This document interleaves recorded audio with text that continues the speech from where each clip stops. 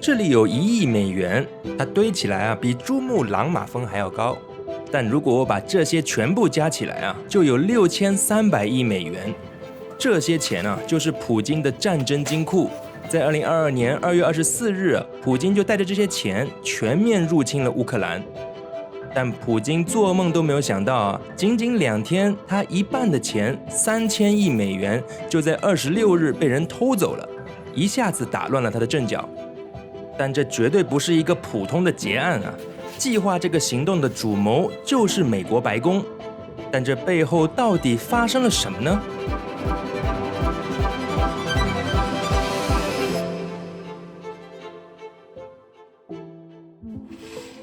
这段时间我一直在尝试去理解一个我们看不见的战场，那就是美国怎么样用美元来击垮他的对手。我们叫它经济战，但是它跟过去相比，它的规模已经变得越来越大了。有些手段甚至已经被当作是核弹级别的制裁武器。那我们最近看到的俄乌战争还有中美贸易战都在它的辐射范围内。而我发现这些武器当中最核心的部分就是这一张美元。让我给你看看这个，这是今年2月出版的《瓶颈 Choke Points: American Power in the Age of Economic Warfare》，它彻底改变了我对美元的认识。我觉得这是非常值得读的一本书。它的作者是 Edward Fishman， 前美国财政部的制裁官员。我看了才知道原来美国的财政部有一个情报部门，专门在研究怎么样把美元变成一个制裁武器。而它的枪口对准了世界上很多地区，不仅仅是在俄罗斯，它也发生在朝鲜、伊朗、中国大陆，还有很多其他地区。只要美国在一些重要的关卡关掉开关，这一张美元就会成为美国掐住对方脖子的王牌。那这些关卡也就是所谓的美元武器。OK， 它到底是怎么运作的？美国控制着什么神奇的开关？不如我们做一个桌游，玩一遍就懂了。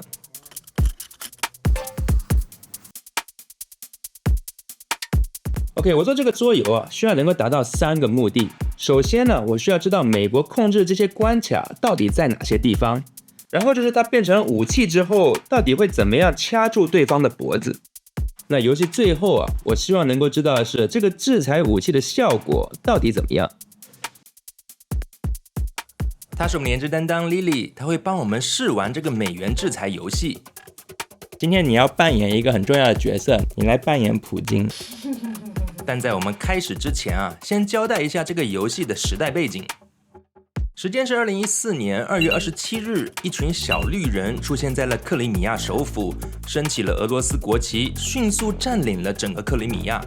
后来我们知道这些小绿人就是俄罗斯派出的秘密部队，于是美国马上就制裁了普京，把他政治集团里最亲近的一些人物列上了黑名单。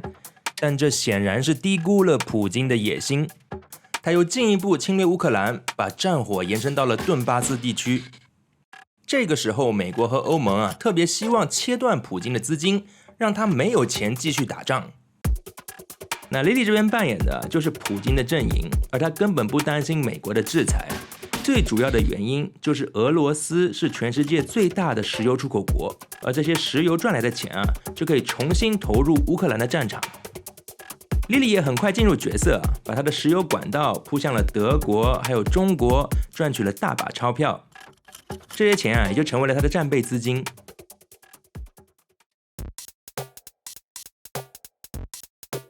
你看这里有投资区、交易区，还有俄罗斯央行。那每个回合俄罗斯可以从银行借钱生产石油，把交易区填满，就可以卖出去赚美元。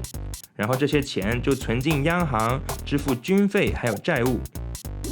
所以这个游戏的最重要的目的对你来说就是赚钱来付军费。Lily 需要用这些钱派兵攻打乌克兰，他的军事分数一旦超过20分，他就赢了。OK， 但我这边时间就不多了，因为我需要在5个回合内切断普京的资金链，否则乌克兰就有可能沦陷。Lily 这边正在忙着卖石油赚钱，但她不知道这些石油订单在我这里可以换成制裁筹码。这些交易越多，我的筹码就越多，而我就可以用它来围堵俄罗斯的经济。而我有好几张王牌可以打。第一张牌就是堵住这些银行。俄罗斯的石油交易是用美元来结算的，但它背后有2道关卡，一道是 SWIFT， 一道是 CHIPS。SWIFT 是一个银行之间发送信息的系统，当你在付款的时候，它就需要做一个验证。那 CHIPS 就像一个电子账本各大银行之间的交易，钱有没有到账，都需要在上面算清楚。那这2个系统一个在纽约归美国管，另外一个在比利时归欧盟管。只要美国和欧盟掐断这些关卡，那这个银行就没有办法用美元交易了。我可以直接去交易区吗？不能，我被堵住了。切断了美元系统莉莉的海外交易马上就被封锁住了，没有办法赚钱。但普京多多少少也预判到了这一点，所以他设立了一个俄罗斯自己的支付系统来取代 SWIFT。而且他跟中国也设立了一个双边货币互换协议，也就是他可以直接用卢布来兑换人民币做交易，绕过了美元的制裁。你看莉莉这边他已经非常接近胜利了。OK， 但这不算完美国还可以继续打击这里的石油投资。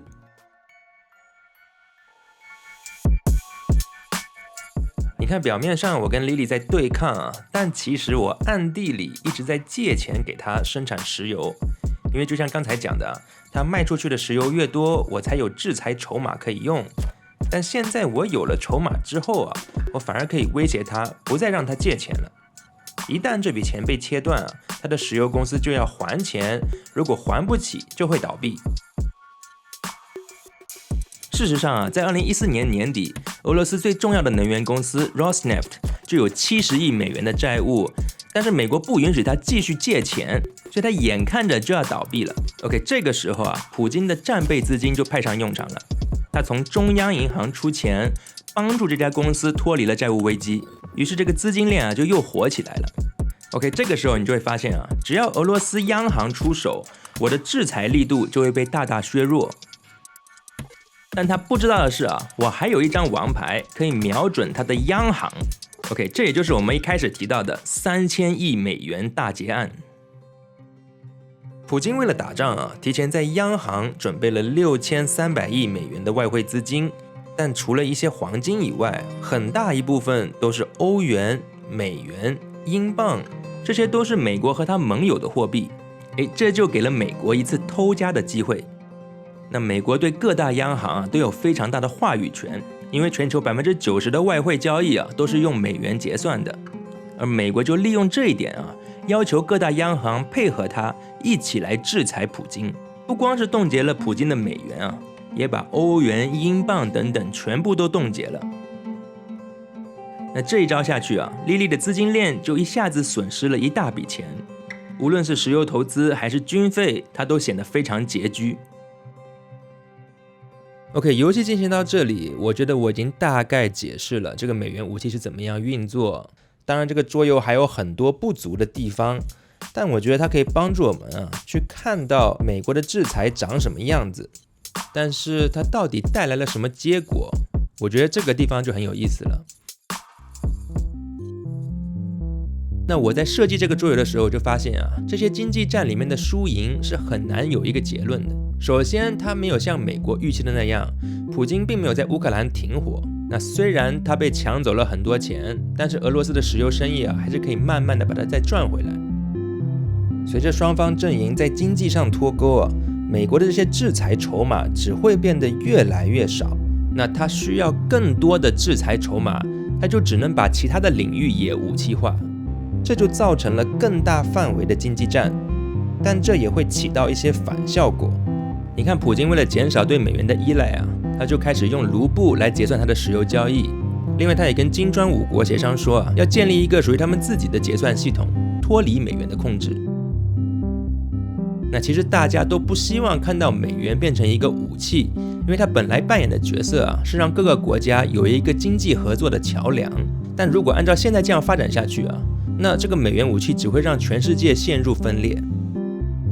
那说回俄罗斯的这3000亿美元它到底会怎么样处理呢？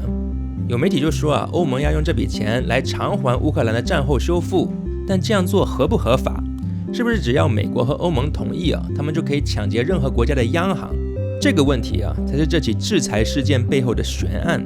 它最后怎么发展呢？不光是决定了乌克兰和俄罗斯的命运，同样要接受审判的就是这些银行里面的美元，还有多少人愿意信任它，相信它是一个稳定的全球货币系统，又或者它将要面对被其他货币取代的命运。